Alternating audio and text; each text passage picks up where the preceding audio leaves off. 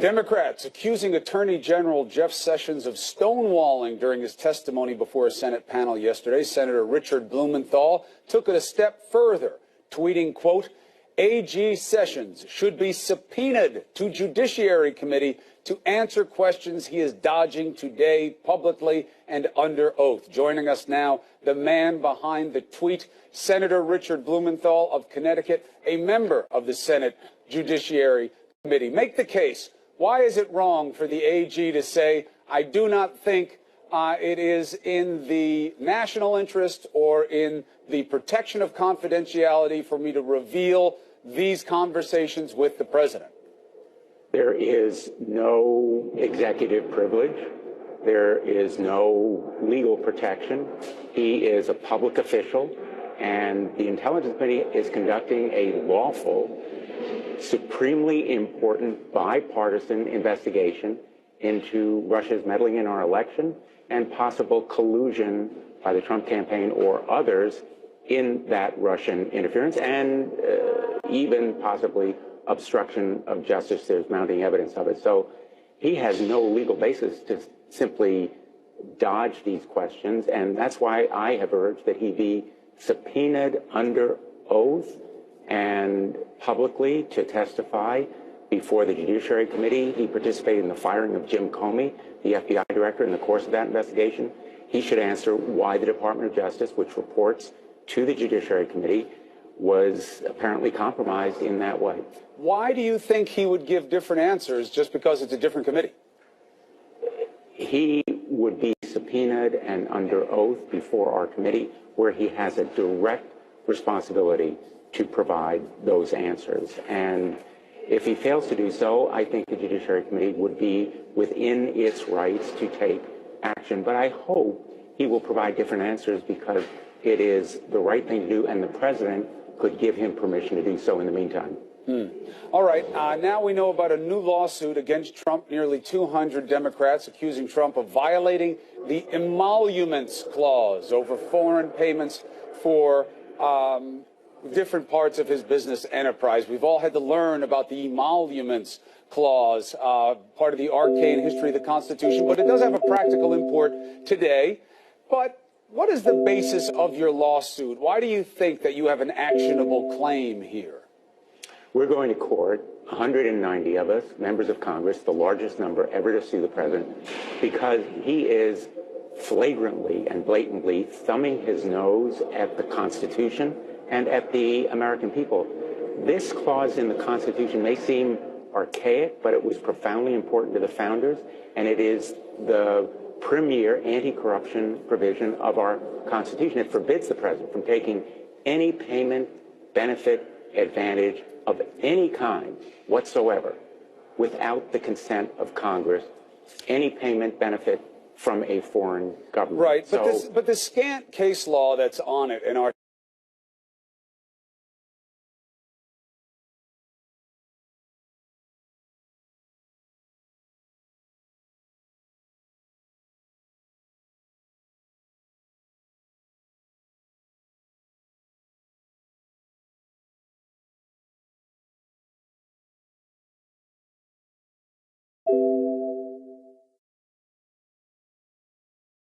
about graft, about, hey, Congress needs to authorize before you get gifted something by some foreign government. And that makes sense. But contracts, bargained for exchanges of services or goods, isn't that arguably outside the scope of an emolument? Isn't this just the president's legitimate business activity?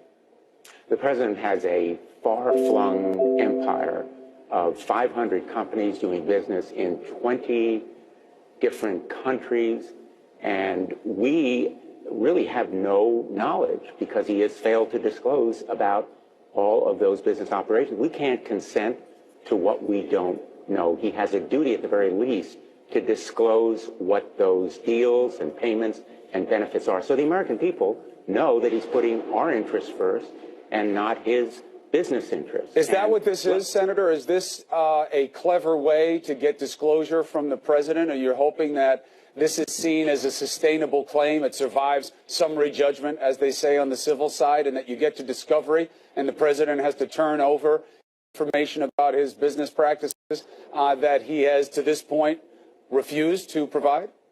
At the very least, he has to disclose what those business payments are. But we do know some of those payments. For example, Saudi Arabia paying thousands of dollars in rent. The trademarks from China worth millions of dollars, the permits in India for his development there, and possibly, we don't know for sure, but money pouring in from Russia. That's what his sons have referred to happening. And the American people deserve to know whether, when he praises Turkey or the Philippines leaders, he's doing it because it's in our interest or because he has business deals there. We know about those deals and other deals around the world where potentially he could be sending arms to Saudi Arabia or other kinds of diplomatic relationships that otherwise he wouldn't engage in and otherwise and maybe not be in our interest. So these are profoundly important to the Constitution, and enforcing the Constitution is our role and responsibility because we have this unique position. He cannot engage in these payments and benefits without consent of Congress. It's more than disclosure. Well, it will be interesting. The political process to this point has failed to get the president to give out any more information than he has already. It'll be interesting if the legal route gives any more satisfaction, if you're found to have standing and all the other criteria for a lawsuit. We'll be tracking it. Senator Blumenthal, thank you for making the case here on New Day, as always. Thank you, Chris. All right. We're following a lot of news for you this morning, including a massive inferno that has been burning for hours in a London high-rise. New Day has the latest right now. This is CNN Breaking News. Good morning. Welcome to your New Day. We do begin with very troubling breaking news. At least 6 people are dead, dozens are hurt, and just a lot still unknown.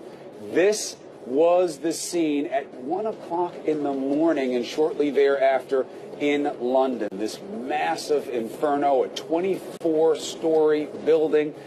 The flames were shooting out. It was one of the most large-scale responses by first responders that they've ever had there. And right now, we still just don't know the details of what is going on inside that building. There's simply too much smoke and too much damage. You can just imagine what firefighters were up against when they got there and saw this scene. So we don't know how many people are missing. Witnesses described, though, a horrifying scene. People jumping from the building and children screaming for help. CNN's Phil Black is live at the scene in West London with all of these details for us. Phil, what's the status there? So, Alisyn, as we speak, there are firefighters in that building still trying to tackle the blaze and the smouldering ruin. That very one is talking about the rescue operation anymore. It is, at best, fire, getting rid of the fire, but also a recovery operation. So that's why the authorities are already warning. They expect that death toll to rise, probably today.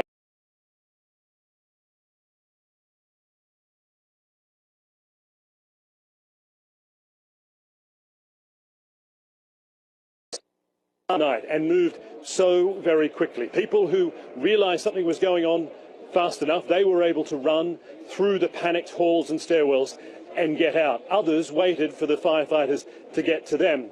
Others still, well, they ran out of time and options. And what that meant is that the people on the outside of the building watched as the fire moved and eventually swallowed these people or drove them to take drastic action. Take a listen now to what a few witnesses told me earlier today. It was just horrific. It just was so awful to see, and watching people at their windows waving and shouting for help and screaming, and then just seeing their flats sort of engulfed with smoke. But there are actual bodies there, kids, women, men. There are bodies all there that have on result of them jumping out and trying to save themselves. Other witnesses said they heard people screaming, "Save my children, save my children." Now, the structure of the building is an ongoing concern. Civil engineers are monitoring it. They believe at the moment it is still safe. It's not in danger of falling. That's why there are firefighters still inside there. And so, moving forward from here, it becomes a real question of how did this happen?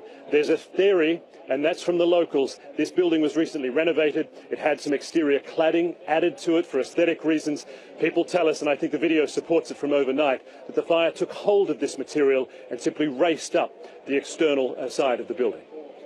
All right, Phil, thank you very much. There's obviously still a lot to be done there. One of the main problems they're dealing with inside that building is that the fire has destroyed any means of ingress, of getting into these different floors, these different units. So how do you search? How do you find people who may be in different pockets that were preserved? It's going to be very difficult. It's going to take a long time. It's just one of the most nightmarish scenarios you can ever imagine. Obviously, we'll follow all of the breaking details from London for you. All right, now to our other top story. Attorney General Jeff Sessions calling the idea that he or anyone else from the Trump campaign, and that's important. The AG really spoke as if he knew what any possibility was. And he said nobody colluded with the Russians. He called the suggestion a detestable lie. The embattled Attorney General did anger Democrats because he didn't answer a lot of questions about his conversations with President Trump and events surrounding the Comey firing. CNN's Athena Jones live at the White House with more, and it was interesting. He said he hadn't been briefed about the Russian investigation, but he was steadfast that he knows that no one from the Trump staff colluded with Russia. Good morning, Chris. That's right. The Attorney General was firm on that. And as you mentioned, he avoided answering a ton of questions, a whole slew of questions about his conversations with the president. And look, for all the reporting about the deteriorating relationship between President Trump and Attorney General Sessions, Sessions' loyalty to the president was on vivid display during that hearing yesterday. Sources tell CNN the president watched the hearing during the flight from Washington to Milwaukee, and a White House spokeswoman says the president felt that Sessions did a very good job. At times emotional. The suggestion that I participated in any collusion is an appalling and detestable lie. At times combative. Why don't you tell me? There are none, Senator Wyden. There are none. I can tell you that. Attorney General Jeff Sessions came out swinging at his Senate hearing Tuesday, forcefully denying any collusion with Russia to interfere in the election. I have never met with or had any conversation with any Russians or any foreign officials concerning any type of interference with any campaign. But for all the fireworks, Sessions refused to answer several key questions, despite the fact that President Trump did not invoke executive privilege. Sessions wouldn't say what he spoke with the president about before recommending the firing of FBI Director James Comey. I'm not able to discuss with you or confirm or deny the nature of private conversations that I may have had with the president. Or whether the Russia probe was a factor in this decision. So I'll just have to let his words speak for himself. Sessions also silent on whether the president was upset over his recusal, a decision Sessions said he felt compelled to make because he was an advisor to the Trump campaign, not because of any wrongdoing. I recuse myself from any investigation into the campaign for president, but I did not recuse myself from defending my honor against scurrilous and false allegations. The Attorney General blames Comey's handling of the Clinton email investigation for his firing, a far cry from his sentiments a year ago. Director Comey is a skilled former prosecutor. It's not him that has the problem. It's Hillary Clinton. Democratic senators lashing out over the Attorney General's refusal to answer questions. I believe the American people have had it with stonewalling. You're not answering questions. You're impeding this investigation. The president has a constitutional... I understand that, but the president hasn't asserted it. I am protecting the right of the president to assert it if he chooses. Republicans coming to Sessions' defense. Have you ever, in any of these fantastical situations, heard of a plot line so ridiculous that a sitting United States senator and an ambassador of a foreign government colluded at an open setting with hundreds of other people? Sessions confirmed Comey's account of the now famous Oval Office meeting in February, where the president cleared the room so that he could talk to Comey alone. but Sessions downplayed its significance. My sense was the Attorney General knew he shouldn't be leaving. I left. It didn't seem to me to be a major problem. Now, on the question of special counsel Bob Mueller, the White House said yesterday the president has no intention of firing Mueller, but Deputy Spokesperson Sarah Huckabee Sanders refused to say whether the president had confidence in Mueller. Sanders also confirmed that the president interviewed Bob Mueller about the FBI director position one day before he was named as special counsel. Chris, Alisyn? All right, thank you very much, Athena. Appreciate it. Let's bring in the panel. CNN political analyst David Gregory, CNN senior analyst Jeffrey Toobin, reporter and editor-at-large for CNN Politics, Chris Cillizza. Jeffrey Toobin, let's give our audience some credit for being informed. We don't have to, they know what happened with Sessions yesterday. And this sensitive issue becomes, he was strong about defending his honor, as he said, but he was not strong about defending the Constitution. He seemed to preference protecting the president. And he said, I don't want to talk about these conversations. I am going to preserve the president's executive immunity privilege. But that's not how that works. And what did you make of his refusal to answer? Well, it just shows how much witnesses are in control of congressional hearings, because there's no judge forcing you to answer. I mean, I thought his legal position was just clearly wrong. The executive privilege belongs to the president. Congress has a right to investigate executive branch matters. The only way you are supposed to be able to decline to answer questions is if the president instructs you, I believe these conversations are covered by executive privilege, and you must not answer. There's no preemptive executive privilege, which is what he was using. Exactly, and there's no preserving executive privilege for later. You either exercise it or you don't. And what his failure to answer did, it gave the president a double benefit. It kept the information from the Congress that they wanted, but it also saved the president the political heat of exercising executive privilege. Because, you know, that is something that Trump might have been criticized for, or certainly would have been criticized for, but he didn't do it. So what can they do about it? We just had Senator Blumenthal say, we're going to subpoena him before the Judiciary Committee. Others have suggested, well, he can't do that same thing with the special counsel. Sure he can. Well, what you have to do is get the courts involved. And so the congressional hearing, no matter which committee it is, even the special counsel, not enough to compel him to answer otherwise. Well, they can find him in contempt for failing to answer, and then the courts can resolve whether whether he's correct in declining to answer. That is a very cumbersome process, takes months, and it would require the Republicans in Congress on the committee to agree to the contempt citation, which is extremely unlikely.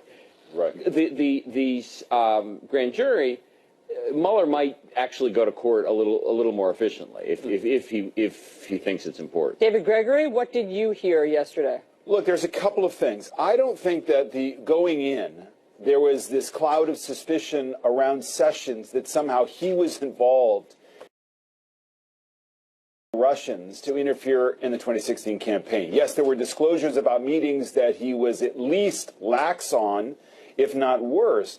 But now we're in this zone of trying to figure out, okay, you're the Attorney General. What conversation did you have with the president before he fires the FBI director and claims it's over the Russia investigation, while you and your deputy say, oh, no, it was about poor management of the FBI, about which you never had a conversation with the FBI director, which doesn't make sense. That's what people are interested in zeroing in on, and that is where Sessions frustrated the public, frustrated Democrats, and also exposed a more partisan division on the intelligence community, the committee, with Republicans coming to his aid. But there's another piece of this that didn't get a lot of light yesterday, which is his role in the national security team of the campaign. He was exposed to General Flynn and others, and I think what people wanted to know is, did you know, Attorney General Sessions, about what Michael Flynn was up to? Did you know the president's thinking about Russia with regard to sanctions, whether there was messages sent saying, look, we're going to let this thing go, we'll let these sanctions go. That's what I think they wanted to get to, and they were frustrated on that point as well. So we have this underlying offense that sometimes doesn't get as much attention, which is the actual Russian interference, and now it seems to me you're going to have an investigation by Bob Mueller that's focused in large part on how the president's conducted himself vis-a-vis this investigation, whether he's gotten in the way. And Chris, look, this testimony yesterday, and please tell me if you disagree, would have made perfect sense if this were a staffer. If this was one of the guys who was involved in the team, and he's like, well, I don't want to compromise the president. No, I'm not going to do that unless I absolutely have to. But I am going to defend my own honor. But this is the Attorney General of the United States, and this is a man who sat there and said, yeah, you know, I was never really briefed on the Russia investigation, which I guess he thought bolstered his recusal claim. But he definitely did, right? But he did have full confidence saying, I know that nobody, anyone connected to the Trump campaign had anything to do with Russia. How? How do you know? If you haven't even been briefed about the investigation, how could he possibly know that? Wasn't this just obviously self-serving? Yes, though I would say I don't think that self-serving congressional testimony or even questions asked of people who are giving testimony in Congress is self-serving. I would say Kamala Harris, Martin Heinrich, and Tom Cotton, all of whom got a lot of headlines out of that hearing yesterday, did a little bit of self-serving too. But this is the top law enforcement official for the United States of America. That's why I was about to go with the but.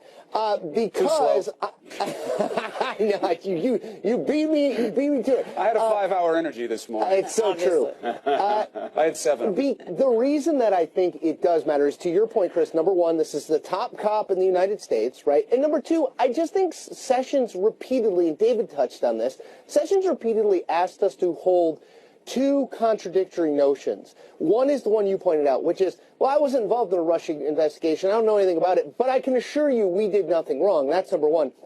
Number two is, Jim Comey, I left him alone with the president, because he knows what he's doing. He's a total pro. I trusted him. On the other hand, Jim Comey is a bumbling fool who is running the FBI into the ground. Those things, you can't use the absolutely contradictory images of James Comey to your own purposes. He can be somewhere on that spectrum, but he can't be the pro's pro and an idiot who no one trusts. Well, can I just also say that you can't be, these guys, the Attorney General, Jim Comey did this too, talking about, hey, we're big capital J justice. We are fighting for the independence of the Justice Department and, disciplined ways. And you want us to believe that as the Attorney General, you never said to the President, Mr. President, firing the guy who's investigating you is not the wisest course of action. I would love to find out whether that conversation occurred or whether Sessions said, oh, no, I'll just leave it to him. All right, Jeffrey, let's talk about Kamala Harris, since she's come up, her name has come up, and this was one of the feistier... Should I interrupt you the way all the men interrupted her? No, I appreciate you saying that, because there is Cuomo interrupted me. That's true. He's an equal opportunity interrupter. But, I mean, there is this now overlay of sexism at work, some saw. So let's listen to this and see what everybody thinks. Sir, I'm not asking about the principle. I'm asking when you would be asked these questions and you would rely on that policy, did you not ask your staff to show you the policy that would be the basis for you refusing to answer the majority of questions that have been asked of you? Should be allowed to answer the question. Senators will allow the chair to control the hearing. Senator Harris, let him answer. Okay, so they were arguing that he should be able to answer the question. Fair. But she should be able to ask the question. Well, and also, remember, they are dealing with very tight time deadlines. They only had 5 minutes to ask questions. The witnesses, especially an experienced congressional veteran like Sessions, knows you can run out the clock if you give long answers and pause, and he's kind of a slow-talking guy. So Kamala Harris, former prosecutor, district attorney in San Francisco, attorney general of California, she was pressing him. But John McCain, you notice he wasn't even the chairman there, but he jumped in to come to Sessions' aid, and it was the second time. It also happened during the Comey testimony when Kamala Harris was told, be a good girl, don't ask such hard questions. Is that? I think it's sexism. I think it's like they're uncomfortable with women asking hard questions. And can I just say, I know a little something about this from my wife, who is as you all know, a top trial lawyer, and who faces this in court all the time. When a woman is asking strong questions and wants an answer, there is a different treatment on the part of witnesses. It can be the judge. It's sexism. This old-fashioned sexist thinking and action when nobody interrupts Ron Wyden to say, hey, take it easy there, Senator, and just let him answer. They had a similarly feisty exchange. Right, and by the way, on the same day that we learned that Uber, with all of its sexual harassment and misconduct detailed by the former Attorney General, by their own board of directors, and some board member, some old white guy on the board cracks a joke about, oh, well, we know it'd be better to add more women to the board, but the problem with that is that there'd be more talking as a result. You know, and it's like, so there's a lot of women who have these moments and say, this is not a revelation. You guys think we make this crap up. And it just happens all the time. All right, he also lost his seat for that joke. So there was a pretty stiff price for it. All right, so we're going to have Senator Harris on the show. What does she think being interrupted was about? Does she think it's about being a woman or something else? We're going to hear that. That will be very interesting. CNN has learned President Trump told Republican senators the health care bill passed by the House is, quote, mean. Now, remember, the president celebrated the bill, said it was great. Now he says it's mean. And the president is calling on Republicans to make it more generous, kind, and to have heart. CNN's Suzanne Malveaux live on Capitol Hill with more. The hypocrisy aside, the president has a good gut for where the people's minds are on policy. Should his brothers and sisters in the party start listening? Well, you know, it's all about the negotiations, Chris. So you and I and everybody remembers that moment in the Rose Garden, the ceremony where you had those House Republicans bust to the White House to celebrate their own version of health care.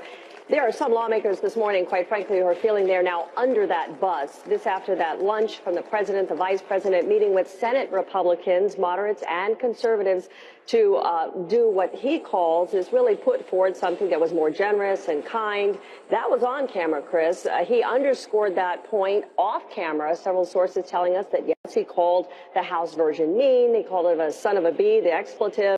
And that he said that it really didn't provide the kind of money for people to survive in health care. House Republicans are feeling that they cannot trust this president. They understand there's negotiations that are going on, but clearly they don't have the kind of political cover that they were hoping for. Listen. It's one of those times where I look at our president and say, Mr. President, we're on the same side. You know, help us out here. Throw us a bone. We're clearly not trying to be mean to people. Quite the opposite. We're trying to help people. So where are we with all of this? Well, there is a deadline, at least an artificial deadline, that they are setting for themselves to get something passed by the July 4th recess. But when you look at it, there are no debates. There are no hearings that are scheduled.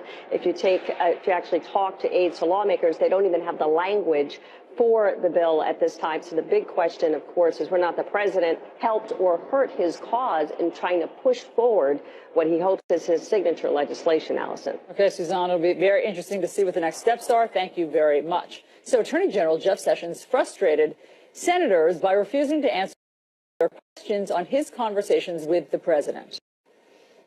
Has the president invoked executive privilege in the case of your testimony here today? He has not. Then what is the basis of your refusal to answer these questions?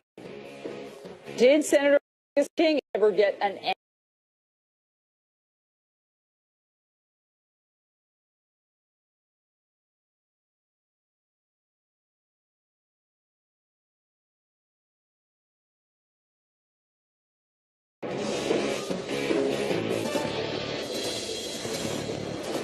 Attorney General Jeff Sessions' public testimony before the Senate Intel Committee involved some testy exchanges, like one with Senator Angus King. He's an independent from Maine. He joins us now. Senator, great to see you. Good morning, Alisyn. Senator, let's start by playing back your exchange yesterday with Attorney General Sessions. Has the president invoked executive privilege in the case of your testimony here today? He has not. Then what is the basis of your refusal to answer these questions? Senator Kaine, the president has a constitutional... I understand that, but the president hasn't asserted it. Well, you said you don't have the power to assert the power of executive privilege, so what is the legal basis for your refusal to answer these questions? I am protecting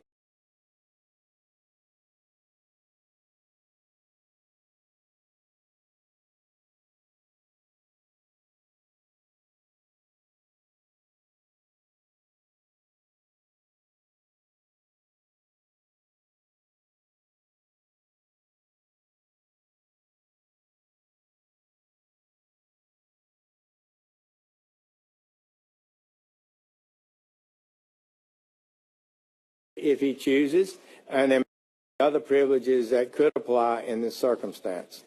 What did you think of that answer, Senator?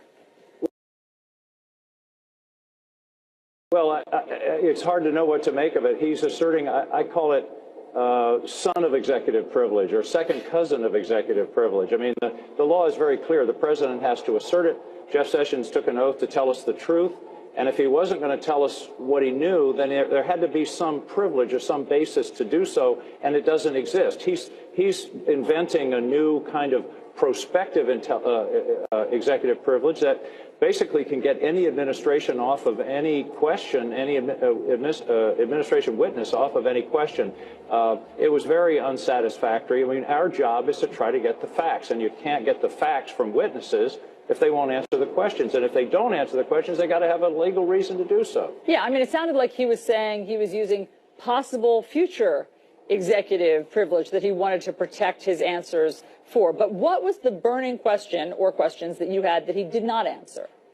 Well, of course, the real question is, he talked about, he said, the president asked me to write a memo about Comey.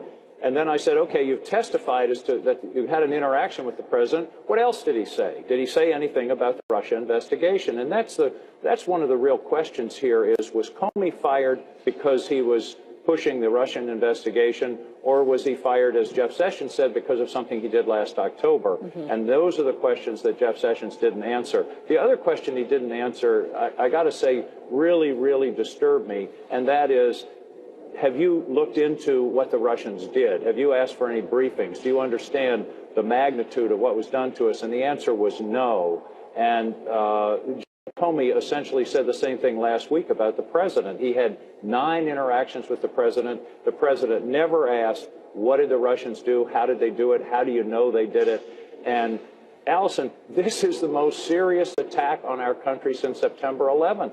An adversary is aiming an arrow at the heart of our democracy, and these folks are just shrugging it off and saying, you know, let's move on and talk about other issues. I understand their defensiveness on whether they were involved in it or not, but the fundamental story of what the Russians did and that they're still at it and will continue to be at it is just being ignored, and it really bothers me when the commander-in-chief takes that position. So, Senator, how are you going to get answers? One of your colleagues in the House, Adam Schiff, says that he would consider going to court to, quote, pierce that privilege.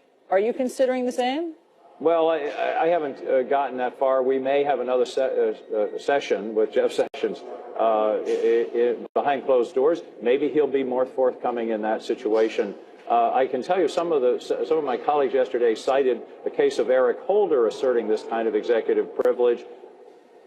But Eric Holder, they did take Eric Holder to court, and he lost. The executive privilege was largely stricken. So that is an option. I don't see it necessarily at this point, but it may be there's a point in the investigation where we absolutely have to have this kind of information. But all of that said, Senator, was there anything that Attorney General Sessions said yesterday that made you think that there was some sort of smoking gun? Because a lot of what he said sounded fairly innocuous about his meetings.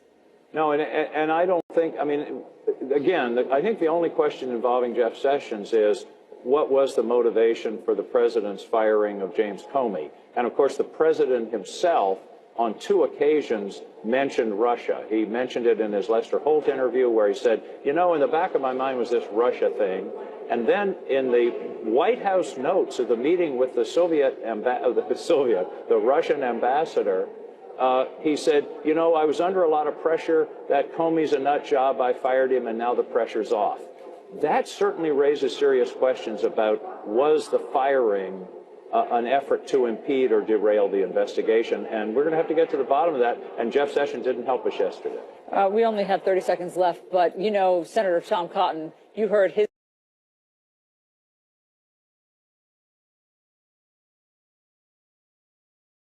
It is wildly fantastical to think that among all of these bystanders and witnesses at some hotel that they were scheming about some sort of collusion between Russia to try to elect Donald Trump, and that that's just, it's beyond the pale for them. What do you say about the notion that you're creating fantastical scenarios? Well, one of the most fantastical thing is the Russian government spending a year and a half to infiltrate and undermine our democratic process. I wouldn't have dreamed that that was going to happen a few years ago. We're living in a world where we have to consider those possibilities. Now, whether Jeff Sessions was involved in some kind of coordination, he says absolutely not.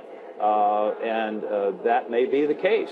I'll let that testimony ride for now. But that doesn't eliminate Paul Manafort, Roger Stone, Carter Page, and other people that we don't even know. We don't know whether there was any coordination. We do know what the Russians did, and we do know that it was intended to help the Trump campaign. Mm-hmm. We know that from the intelligence community without any doubt. And so the only open question, there are two open questions, is the investigation and whether there was some effort to derail the investigation. Senator Angus King, thank you very much. Always nice to talk to you on New Day. Thank you, Alice. We have more lawmakers coming up. Senators Kamala Harris and Al Franken will join us. They are instrumental, obviously, in all of this questioning.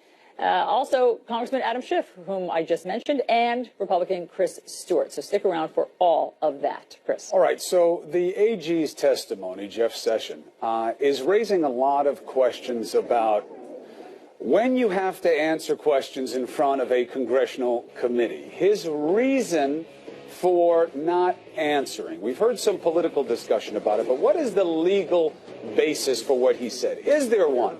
We've got a former AG named Alberto Gonzalez, and he knows that answer. Next. The top law enforcement official of the United States of America is Jeff Sessions, and he frustrated Democratic senators by refusing to answer questions. Take a listen. It's conceivable that occurred. I just don't remember it, but I still do not recall it. Not to my recollection. I don't have any recollection of even knowing he would be there, so I don't recall that. I don't recall any such conversation. I don't recall it, Senator. I do not recall any of those individuals.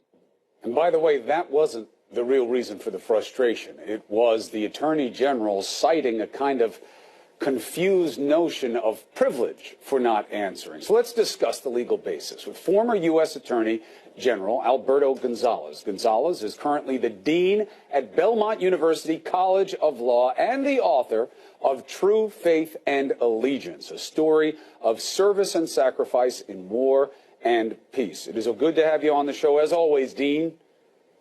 Chris, it's always a pleasure to be with you. So, does the AG have a legal basis for saying, I'm not going to answer because I want to preserve the president's right to claim immunity of these same conversations? Well, there are certainly a category of conversations, certainly with the president, that do enjoy constitutional protections. But there is a normal process in which those communications are protected. And as a typical matter, generally you go into a hearing with instructions from the White House as to what kind of conversations the president is going to assert executive privilege. I understand the frustration here, but it seems to me what Congress should do now is simply write a letter to the Attorney General saying, okay, here are the questions we want you to provide an answer to. Either assert privilege or answer the question or suffer the consequences. From my perspective, it is inevitable that these questions will have to be answered.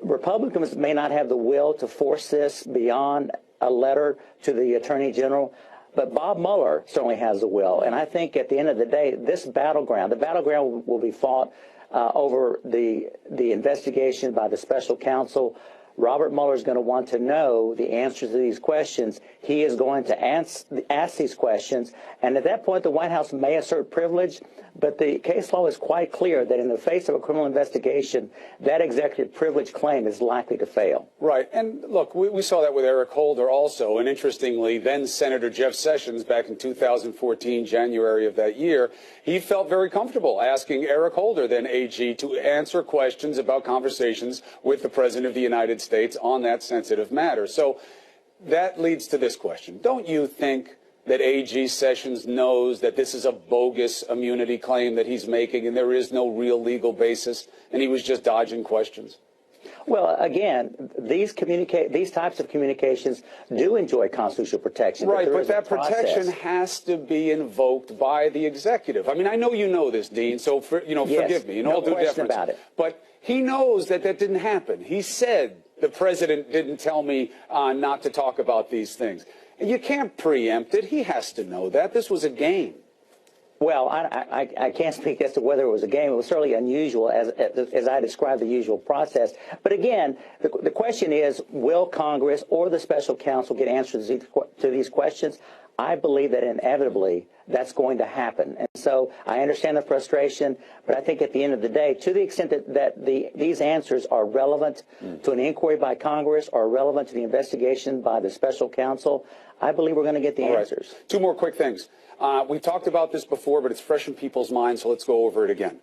AG Gonzalez is in the room. The president says, do me a favor, get out of here, Gonzalez. I want to talk to the FBI director. The president's giving you an order. You do it. We have this lingering idea of what Sessions was doing, but that seems to be another hedge. But after that conversation where you listen to the president, respect his wishes, and you leave, does AG Gonzalez ask the FBI director, what was that talk about? And if he were told, you in this case, that, well, he said he wanted me to lay off on the probe, I'm uncomfortable with that, I don't want to be alone with him anymore, would you have gone to the president about it? First of all, yes, I do believe, I'd like to believe that I would, in fact, ask the FBI director what was that conversation about. And after being told the answer, I would either have talked directly with the president. Again, that might depend on my relationship with the president, but I certainly would have had a conversation with either the chief of staff or the White House counsel to make it clear that we are very uncomfortable with these conversations. So yes, I'd like to think that I would have had a communication back to the White House to let them know that this is very inappropriate and, quite frankly, dangerous for the president and the White House. And lastly, how can AG Sessions say, I've never been briefed about the Russia investigation, but I know for sure that no one connected to the president colluded with Russia? How can those two things be true? Well, Chris, I didn't watch all of the hearing yesterday. My understanding is that he was making that claim with respect to himself. No. And not with respect to anyone else. He extended it. He extended it, Dean. He extended it.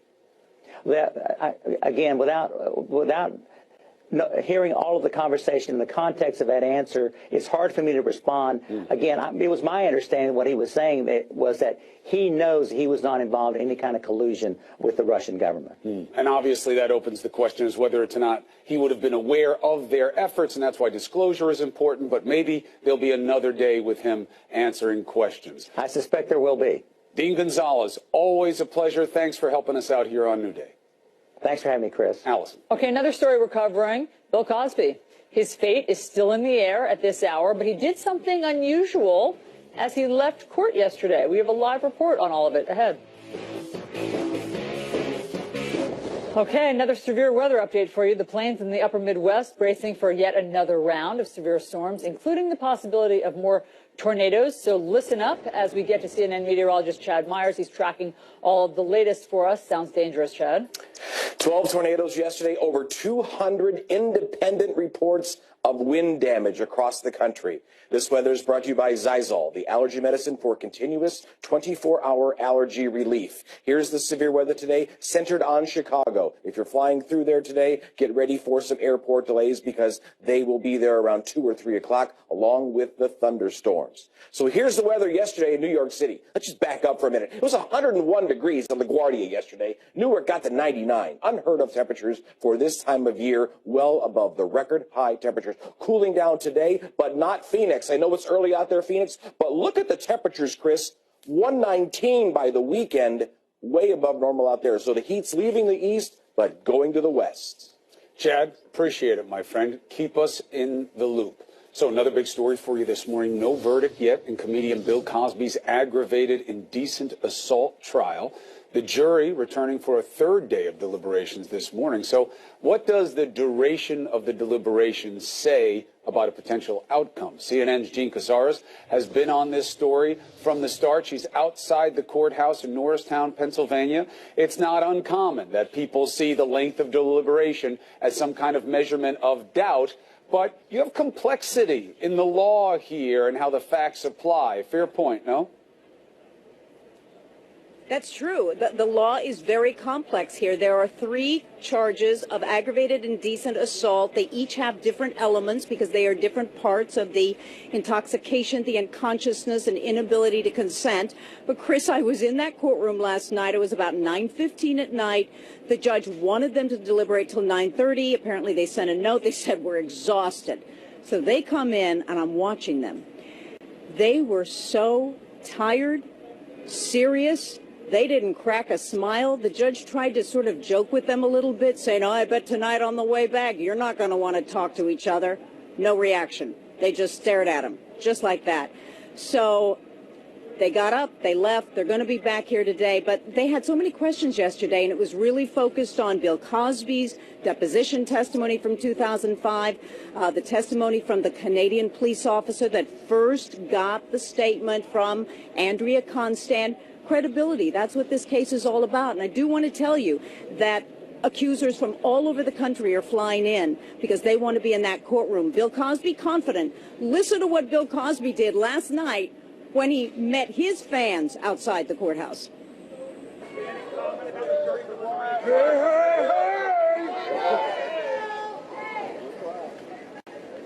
And of course, that is from Fat Albert, and he definitely wanted to do that to show he's fine, he's feeling good, and his representatives say he's very confident. Alisyn? And, Jean, it sounded like it sort of flummoxed the crowd. Whatever they were yelling when he did that, it sounded like they sort of laughed along and were taken by surprise by his Fat Albert impersonation